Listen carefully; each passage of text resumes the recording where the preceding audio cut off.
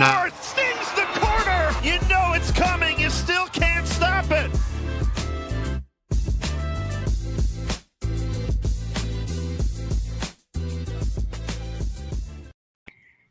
Welcome back, everyone. It's Tuesday night. It's 8 o'clock, but we are in a special city for a special event. We are coming at you live from the ACC Women's Lacrosse Tournament in Charlotte, North Carolina. Everything kicks off tomorrow, but of course, we would never miss a Tuesday night with you guys. So we are here, the Lacrosse Rundown, where you get all your lacrosse news. I'm glad we get to be together for once. Usually we're coming to you from our home studios, and we've got Charlotte in Charlotte, the Queen City, and we are going to crown a champion in the best conference in the sport. And I really thought the selection committee illustrated that. We're going to get to the NCAA selection committee revealing their top 10 on both the men's and the women's side. But Charlotte, 5 ACC teams in the top 10. It shows you what an awesome week this is about to be in Charlotte. It's going to be epic. It always is. There's always close games. There's always matchups that everybody's excited about, particularly in the middle of the conference. We don't know what's going to happen tomorrow. We've seen Boston College. We've seen North Carolina dominate all season long, but it's tournament time. Every team starts at 0-0, and their goal right now is to be playing the best lacrosse that they can play. And we've talked about the resumes of these teams, all they've done, the body of work that they've built up until this point. But none of that really matters when you step on the field tomorrow, and it's 4 games of the best conference in lacrosse. Long day for us. We've got all the games on ACC Network. It starts at 11 a.m., and we will probably sign off the air after 11 p.m., so more than 12 hours of lacrosse. We just finished our production meeting with our ESPN crew. The behind-the-scenes crew does a phenomenal job on days like this, bringing you the best of the best in the sport. We're going to do a deep dive on the ACC tournament coming up in a little bit. Some quick hitters just from the week that was. You got to call a fabulous game, Penn-Princeton, and what a win for the Quakers as the Ivy League continues to be the conference of chaos. It really has been. We've been most excited to see what's happening in the Ivy League, and they're entering one more week of regular season play because they start a week later than everybody else. Their conference tournament isn't until next weekend, right up until the selection show.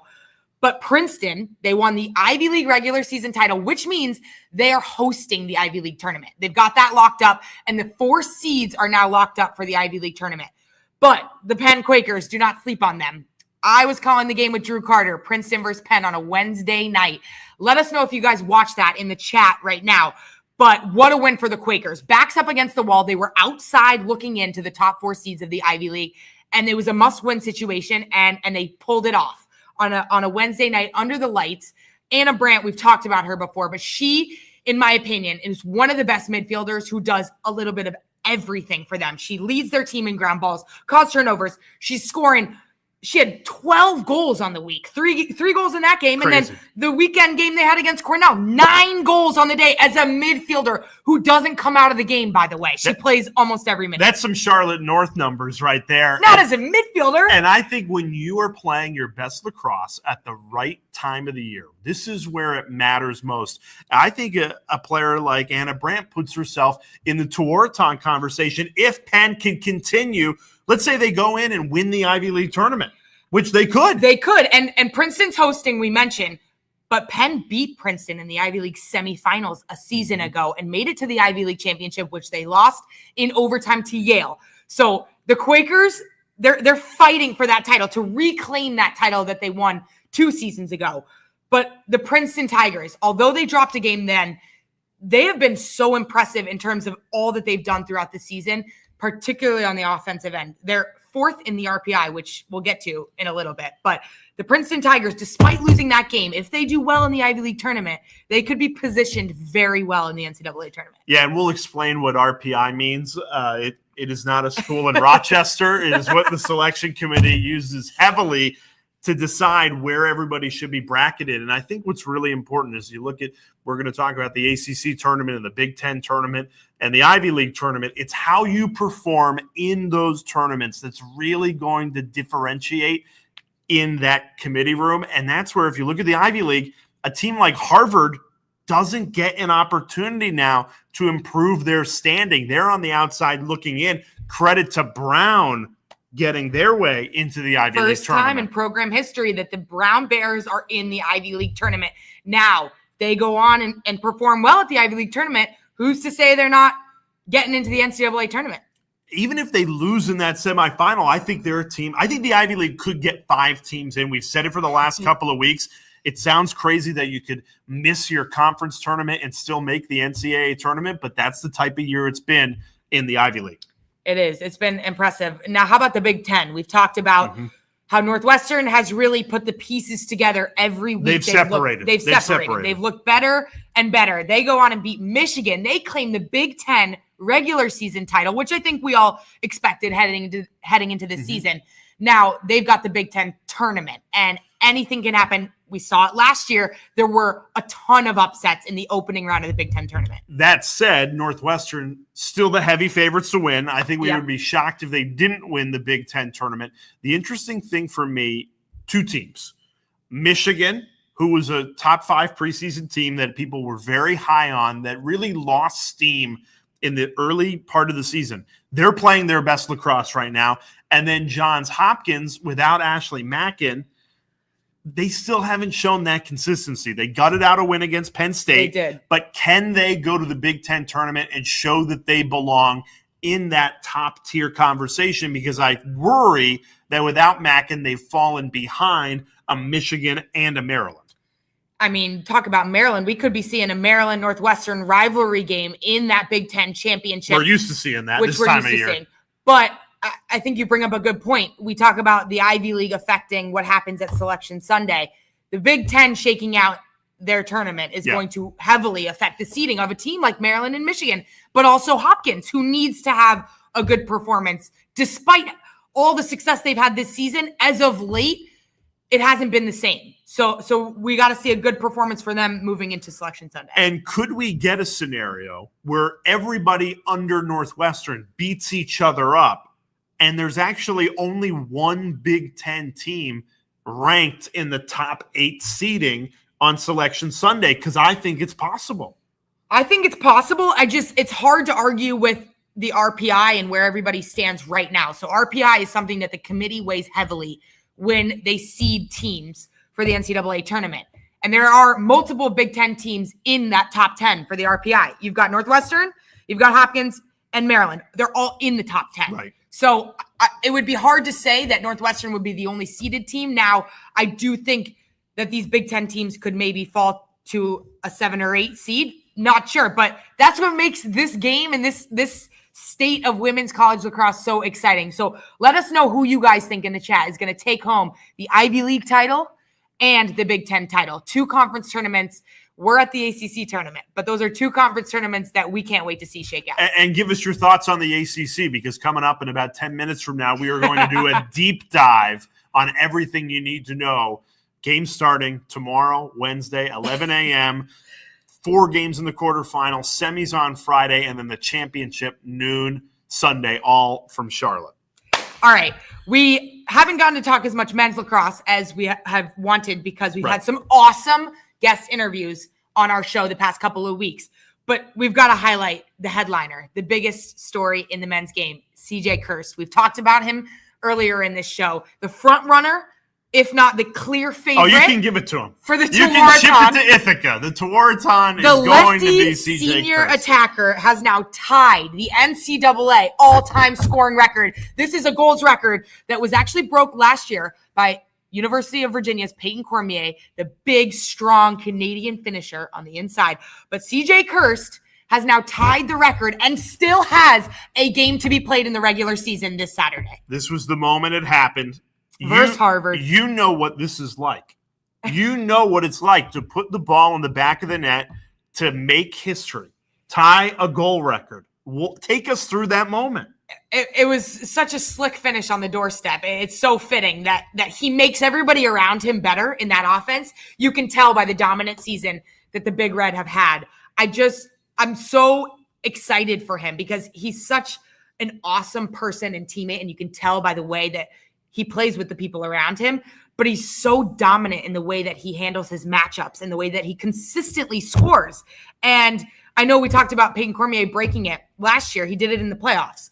CJ is doing this in the regular season despite having a later start in the Ivy League, and he's doing it on his senior day nonetheless. This Saturday against Dartmouth, assuming that he puts one in the back of the net, just one, to break the record. He might put 10. He's breaking it on his senior day on his home turf. It's incredible. A storybook ending to his college career in Ithaca, and hopefully we see him make the way all the way to Gillette. Yeah, and I think he'll continue to add to that tally. And this is what I was going to ask you. We've seen it been broken a couple of times now in recent seasons. I think this one stands for a while. He's going to post such a big number when he's done through the whole postseason run that I don't think anybody touches this for over a decade. I don't know. I think the way the game is trending, both the men's and the women's side, more goals are being scored, I would say. The game is being played at a faster pace, but that's not to say that this record will be broken. I just think he's a generational type star. He's going to be the number one pick in the PLL draft. We're going to see him dominate probably the indoor and the outdoor game professionally, and he's a member of Team USA as well. So his career doesn't stop when the season ends for the Big Red. We will continue to see him dominate in the way he has, but this is a very special moment. And I mean, what can you say? This is history right in front of our eyes. So you say special moment. You dodged my question earlier. Now I got to put you on the spot. No, but seriously, you're one of the few people that actually knows what that moment is like. And I know you're probably focused on the matchup and focused on the game. But as you reflected maybe months after it happened, what is it to know that you've done something that nobody else has done? Well, I can guarantee you he probably wasn't thinking about any number, any record besides where his team is headed. And I think that's what helps you stay in the moment and stay present. Is he's a senior leader on this team, and he knows his days are numbered with the guys in the locker room, and that's what it's really about, because he knows that his success is a product of his team's success, his unit's success, and his team's success. And I think that's what's been so fun about watching this Cornell offense and this Cornell team is they're playing so inspired around him, and they're playing together, and he just makes everybody around him want to compete harder. I mean, the stories you hear about him in practices going all out, his toughness, and it's remarkable to see what he's done and his family has done for the game of lacrosse. It reminds me of your 21 season with Boston College when you did break that goal record and then went on to win a national championship. I would be shocked, and we're going to get into the committee rankings and everything, if Cornell doesn't win a national championship. They just have that look in their eye that you just feel like this is the best team, that if they play their A game and everyone else plays their A game, I think they win it all. It's going to take an off day from Kirsten, an off day from Cornell for them to lose. I mean, there will be exciting matchups once potentially they reach the Final Four and they're playing the heavyweights. No doubt. And that'll be the key moment of the game is how he's handling his matchups. But that's a stage that we know he's built for and that he wants to be on. Let's get into the selection committee revealing their top 10. And let's start with the men, with Kirsten Cornell kind of headlining this. And we've mentioned it a couple of times, but RPI, basically just a really fancy math equation that helps the committee take into account strength of schedule, which means what type of teams did you compete against? And as you look at that top 10, Cornell is number 1. That's no surprise. Maryland's 2 over Princeton. They played head-to-head, and Maryland won the game. So that makes sense to me. After that, a little haywire here, and I think you're going to see Notre Dame move up from 10 because they beat number 5 North Carolina after this reveal. One thing that stood out to me, Ohio State seems a little low. I'm higher on Ohio State than 8. I agree. I think they've proved to be one of the best teams in the country time after time this season in their matchups. They've got an unbelievable goaltender. We've talked about him before, but they're putting the pieces together offensively, and I think they're one of the favorites to make it to Gillette. Now, you mentioned Notre Dame. Was there a more exciting game this past season on the men's side than North Carolina, Notre Dame, and the way that Chris Kavanaugh helped roar his team back to victory? You saw that championship pedigree really shine through for Notre Dame. How about this? Cornell, Princeton, Harvard. 3 Ivies in the top 6. And that's a troubling sign if you're on the bubble thinking, maybe I can get over one of these Ivy League teams. I don't think so. I think the Ivy Leagues, as they often do, they've stacked the numbers, and I think you're going to see an Ivy League team steal a bid from an ACC team or a Big Ten team. And remember, we got the ACC tournament for the women's side that we're at right now, but next week we've got the ACC tournament on the men's side, and there is no automatic qualifier. Now we're using big words here that are very numbers based and very NCAA based. There's no automatic qualifier, meaning whoever wins the ACC tournament next weekend for the men, they do not get an automatic bid into the NCAA tournament, which means whoever wins and then those teams following in the ACC will get an at-large bid. So that takes at-large bids again away from the teams on the bubble. Right. So with Notre Dame beating North Carolina and North Carolina having pretty much a lock in the tournament, you're thinking, what happens if a Syracuse goes through the gauntlet of the ACC tournament and wins? They're in. I mean, they're definitely in. I think Duke's another interesting team. They're not even on that list, but they beat Syracuse at the weekend. They've got North Carolina, so they have opportunities in front of them. That's a top 10 from where the committee's thinking at that moment in time. This season is far from over. You're going to see a ton of change, but unlike on the women's side where there's 29 teams that get in, there are so few spots. They just expanded it again. So it's 18, I think, get in. I think it's 18. And then on the women's side, you get 3 teams that get a bye. Right. And that's an advantage in and of itself. And then you've got the 4th seed through the 8th seed, and then you've got all the unseeded teams to make up 29. So let's take a look at the women's top 10. No surprise, 1, 2, and 3. We've been talking about it every week. It actually validates kind of what Charlotte and I have been saying to everybody on our Tuesday nights together on Broken the Lacrosse records Rundown, over here. that it really is the top 3 have separated: North Carolina, Boston College, and Northwestern. My question to you is Florida at 4, and they were in the Final Four a year ago. We like Florida. We don't necessarily put them or think of them as that top tier like those other 3 programs we just mentioned. Do you put them in 4 over, let's say, an Ivy League champion or a Virginia who's had a spectacular season? I mean, we saw Virginia in this women's NCAA top 10 that the committee revealed. Virginia was probably way higher than anybody anticipated, but you look at their body of work, they beat Princeton in their first game of the season. Right. And they have some other quality wins as well. So if you take a look right here, Virginia was 5th in the NCAA committee's top 10 reveal. Now, Virginia is 7th in this week's ACC tournament Think that about we're at that. right now. 7th in their conference, which obviously your NCAA seeding comes from your entire body of work, and your ACC seeding comes from your in-conference play.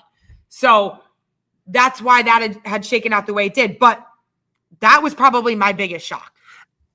I agree with you, but I think it shows you, again, this is a moment in time where the committee's thinking 5 ACC teams in the top 10. So they are heavily weighting the ACC, as they should, because I think they've separated as the best conference in the sport. Yeah. But to have a 6-loss Syracuse team at 9. Ava Lee in the chat, she said, how is Syracuse at number 9 with 6 losses?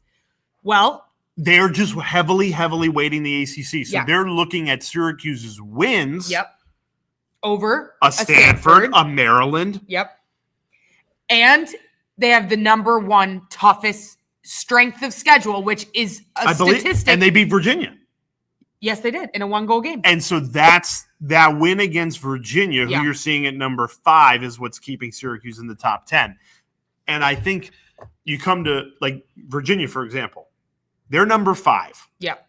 They play Boston College in the first round of the ACC. If they lose to BC tomorrow at 5:00, you can't hold it against them. You can't hold it against them, a loss to BC. So I don't think Virginia can fall much at all. Maybe you drop them to 6 at worst.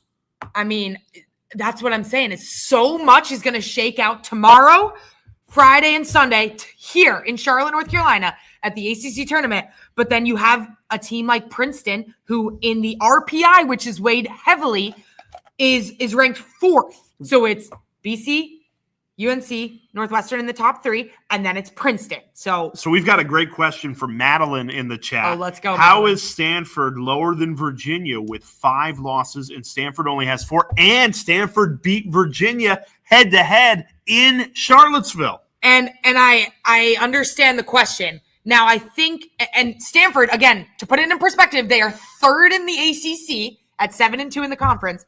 But you saw their spot there.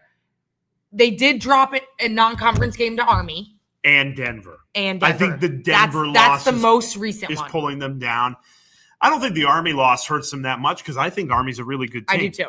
I think it's the Denver loss that has killed their metric. But I agree with you. The head-to-head should matter a little more. And so let's say Virginia loses to Boston College and Stanford beats Syracuse and gets to the semifinals. Maybe you should put Stanford ahead. And these are the conversations that they'll be having in the committee room. Yep. And we'll bring it to you live on ESPN on Selection Sunday, the bracket. I don't envy these committee chairmen because it's really, really difficult after the top 3. The top 3, you could do blindfolded. Everybody knows who the top 3 teams are. It's really 4 through 15 that are really going to cause a lot of problems. And we have our opinions, but we don't have the answers. Know. And there's a lot more numbers that go into it than even we know and that fans know. So there's a lot of calculation. It is a very well thought out process and it takes time. But again, this is what we've been waiting for all year long. This is why we've been so intrigued by the matchups and the upsets all season long, is because they come into effect on Selection Sunday, a week from this Sunday. Yeah, Ava Lee says, what day is Selection Sunday? May Boom. 4th. Set your calendar, 9 o'clock. Charlotte, myself, and the great Sheehan Stanwyck Birch, the Hall of Famer, who will be joining us on the call here in Charlotte Sheehan Stanwyck Birch, a new fan of the Lacrosse Rundown. Yes. And we got to get her on to get her reaction after Sheehan, hit the subscribe button. Everybody should hit that subscribe button. And like this video. But now, yes, for the most exciting part of the show that we've all been waiting for. The reason that we're here today. We got signage, people. We got signage. Is tomorrow's absolute, just in case you didn't believe us, epic marathon of games. For you guys at home, you've got one of the best days in lacrosse. Aside from championship weekend, this day, tomorrow, Wednesday of the ACC tournament, you've got 4 top matchups, all in for a treat, all have complete star power in every matchup. They could all come down to the wire, and it's on television from 11 a.m. on ACC Network all the way through the night. Could be midnight. Could be midnight. We will stay with you. But we will be there with you guys. As we set up our semifinals on Friday and then our championship on Sunday. As we take a look at the bracket, Charlotte, what is your number 1 storyline for the 4 quarterfinal matchups? I'm looking at the night game, and I know that a lot of people are looking at all 4 matchups. But to me, the Stanford versus Syracuse game, it's the 3 versus 6 seed. But to me, it's not the 3 versus 6 game. They are much closer than people may think. And people remember, they went into triple overtime in the regular season game, and it was one of the most exciting games. Probably the best regular season game of the year. Maybe outside UNC BC. Yeah. But in terms of drama, yeah. And let's face it, both of these teams could use another win to help bolster their resume like we were just talking about. And let us know in the chat who you guys think is the most exciting matchup about the ACC tournament tomorrow. I picked them because I think both teams look so much different now than they did when they face each other in the middle of the season. Syracuse is young, we know that, but their younger players are more experienced. Now this is their first ACC tournament for some of their heavy hitters on the offense in particular. So when I look at the ACC tournament, I think a lot of people just assume, let's fast forward to Sunday. It's going to be North Carolina, Boston College, clearly the top 2 teams in the country. And here's what I'll say. That is the most likely scenario. But this is playoff lacrosse. It's never as simple as that. You still got to win 2 games in 3 days. It's a quick turnaround for these teams. And for North Carolina, I think they've got an easier path, right? A Virginia Tech team that they handled pretty well in the first matchup, and then the winner of Duke and Clemson. North Carolina just beat Duke by double digits the other day. Clemson, without their leading goal scorer, could beat Duke, but would struggle, I think, in a North Carolina matchup. You look at Boston College, a way, way harder path. So you have Virginia, who we just showed you was a top 5 team in the first round of the ACC tournament, right? Yeah. If you win that, you get Stanford and Syracuse. I just feel like, yes, you can probably pencil North Carolina into the championship game. Boston College, if they play like they did against Syracuse the other day, absolutely, they'll be there. Yeah. But it's going to be hard. It is. It's going to be hard. And I'm not saying there's going to be an upset. I'm saying if there is going to be one, it's going to come out of the bottom of the bracket with Boston College taking on Virginia and then the winner of Syracuse and Stanford. And you mentioned the bottom side of the bracket. Those are the teams tomorrow that have to wait around all day to play. Mm-hmm. And you don't know what time exactly. You hope that your game's on time, but it's a long day of games. And sometimes we'll have close games at the end, maybe overtime games. So you got to wait around all day. And if you guys are watching this in the chat, if you are waiting around all day for a game, what are some of the things that you guys do? Do you recover, do some stretching, watch TV, watch other lacrosse games? You're probably watching the games that are on, watch the lacrosse rundown, watch games. Hopefully that. There are ways to take your mind off of a game that is in the shadows, that is later that night, but also a way to stay rested and not expend your energy early in the day. An 8 p.m. start time is a tough time to play a game. Interestingly, only a 5 o'clock start time for Stanford, who's playing on Pacific if you time. Want to get technical about it. No, but maybe it helps. Maybe it does favor them a little bit. The chat's blowing up, which I love. Go. Everyone wants kind of a deeper dive on Duke Clemson. Okay. And I agree. That probably has the most potential for the closest game. It was a 1-goal game in the regular season. Duke won by 1 in the final seconds on an awesome game-winning goal. And this is year 3 for Clemson. They've never made it to the NCAA tournament. They've been in a very similar spot every year, which is they've gone in to the ACC quarterfinals, needing a win to put them in, and they haven't gotten it done. Is tomorrow the day that the Tigers rise up, beat Duke, get to the ACC semifinals? And I'll say this. You can clip it.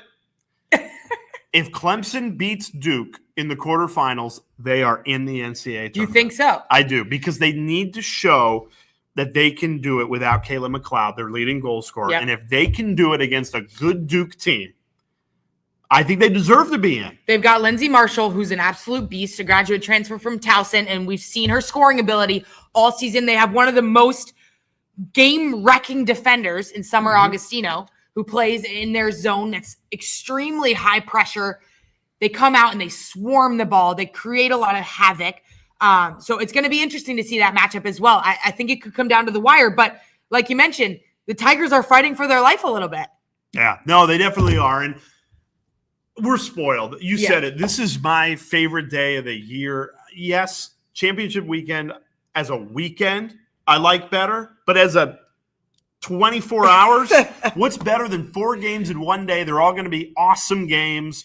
I'm really looking forward to having fun with you and Sheehan and Dana on the sideline. It should be a great game, 4 games. Yes. And we kind of treat it as one big day, one big event. Yes. So hopefully you can watch the games with us, and we'll have a lot to talk about next week. I know. Coming out of this ACC tournament. I almost wish we could have another episode in between the quarterfinal, semifinal, championship. But you guys at home, make sure you're subscribed to the channel, you like this video, and drop in the comment section of this video when it ends. Head to the live tab under my YouTube channel and drop a question you have. And make sure, if you're watching tomorrow on ACC Network, if you're watching the semifinals on Friday or the championship game on Sunday, head to this video while you're watching or after you've seen the results. Let us know what you think, who you liked watching, what you're excited to see, and any questions you have for us, because it's all ACC all week. It is. And next week, we'll take a look at those questions that you leave in the chat and do a full debrief on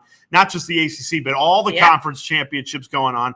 On that note, let's get some questions from last week. Let's go. Before we wrap up here live from Charlotte on a Tuesday night. We'll be back in the home studios next week. Although I like doing this live. This is good stuff. Yeah, next week. Charlotte, you've been pounding the desk. You got the passion. This is a behind the scenes look at me in the booth when I'm throwing my hands and I'm jumping up and down because I mean, it's basically like being in the game. When you're in the booth, you're in it. Your adrenaline is pumping. So questions from last week. Questions from last week. Obviously, we love your guys' insight. It is truly my favorite part, Jay's favorite part of this show, is we get to connect with you guys and hear your thoughts. We've got Juliet Desportes 2833 asks, I thought Jenny Levy's interview was great. Shout out Jenny Levy for coming on the show. She made a lot of interesting comments that had to do about making lacrosse a better TV product. Mm-hmm.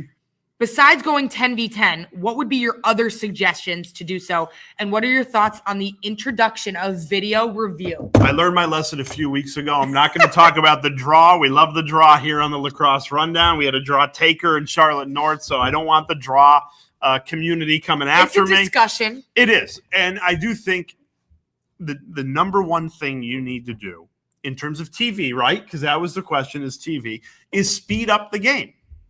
It has to fit in a 2-hour window. You need to be able to sit down and know that in 2 hours, the game is over. Soccer, definitively, this game is going to be over, even if it goes into extra time, in a 2-hour window. So if you don't feel like you can get it done in its current format, do you take 2 minutes off a quarter? I struggle with taking time away. I know she said despite going 10v10, I'm going to throw a little wrinkle in there. If you go 10v10 and you shrink the field a little bit, remember, women play on a 120-yard field, men play on a 110-yard field. It feels like it's not a big difference. The restraining line is the midline in the men's game. In the women's game, it's the 30-yard line on either side. So the midfield is much bigger. The distance from creating a cause turnover, running the ball through the midfield, transitioning up the field. Now, I don't think you need to change a ton, but if you make it 10v10 and you shrink the field slightly, I feel like there will be less stoppages, less dead time. But I think more goals and more goals lead to more stoppages because then you're setting up the draw, which takes too long. So this is true. I mean, let us know what you guys think. Yeah. What do you think would help speed up the game to be able to fit in that 2-hour broadcast window? Because you want to get all these awesome elements in a game, but you don't want to take away the amount of time they're competing. So I understand your point, but it's an ongoing discussion, and we're always trying to push the game forward. Make it better for TV, of course, but make it better on the whole. Totally agree. What do we got? All right, next question. We've got Ava Lee, thoughts on the top 25 Tewaaraton Awards nominees. So every season, the Tewaaraton Award comes out with a watch list. Yep. There are 2 rounds of additions to that watch list throughout the season, and any name could be added throughout those additions. And then once postseason gets here, the Tewaaraton shrinks that list to 25 people. And then ultimately we get our 5 finalists. So they just announced the top 25 nominees. You got your thoughts? I think it was very reflective of Boston College and North Carolina being the 2 top teams in the country, that they got the most players on the list. I think Northwestern, obviously, with Madison Taylor, she's going to be a finalist. You can put her in as one of the 5 guaranteed. I would say she's the front runner to win it. But in terms of who's going to be in the 5 as it trims from 25 to 5, I think you're probably going to see at least 3 come from Boston College and North Carolina combined. Am I crazy to think that? I think 3 is a safe number. It could be a various combination. You could have, I think we all know Rachel Clark and her ability. Mm-hmm. The numbers she's put up have been hard to argue with. She's just a prolific goal scorer. So I think we're going to see her in that 5. I think we're going to see Madison Taylor from Northwestern. I think we're going to see one of the Humphrey sisters. I think you could see 2.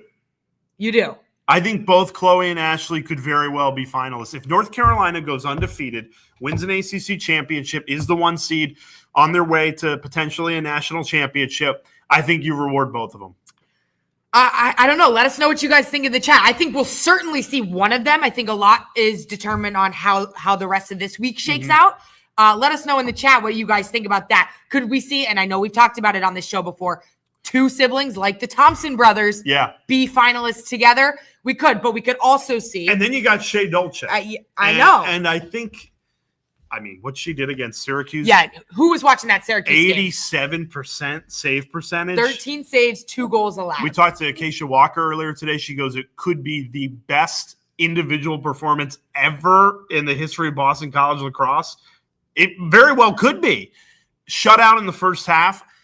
I think if she stays that good, she's got to be in there. So it could be Madison Taylor, 2 BC players, and 2 UNC players, because those 3 teams really have put themselves on a pedestal. To play devil's advocate, we talked about her at the top of the show, but you have players like Anna Brandt who are continually putting up ridiculous numbers in big-time wins. And we'll see. Bridget Duffy at Army is another one. 2 midfielders who do a little bit of everything for their team. So it's hard to count them out. But you got Shea Baker, the defender for Boston College, who's been able to – You love yourself some Shea Baker. I mean, if you love defense, you love all-out pressure, you love dominating on ground balls, on the draw control, then you love watching Shea Baker. But she's handled top matchups all season. So this is another exciting race that we've got our eyes on. And we'll talk about it more as we get further along in the postseason, because our chat's lighting up right now. People love Tewaaraton talk. I know. We will do more next week. Yeah. Final question. Before we get to the final question, shout out Michaela Wilson in the chat, because she actually has a great suggestion to the rule changes argument. What she got? The stick checks could happen before. Michaela Wilson, you're hired. Before the game. As you guys know, in women's lacrosse, when you score a goal, you have to drop your stick. They got to check the legality of the stick, the pocket depth each time to make sure you're playing with a legal stick. Of course, the goal scorers are more often than not the ones that have the stick checks. You can call stick checks on certain players if you choose to do so, but that is another way to shrink down that time. All right, last question. 2245600 asked, 4th team in the Final Four prediction. Obviously, the big 3 that we've talked about. Mm-hmm. But seeding predictions in regards to a 1v4 and a 2v3, can Maddie Taylor bring them to their 3rd straight Final Four?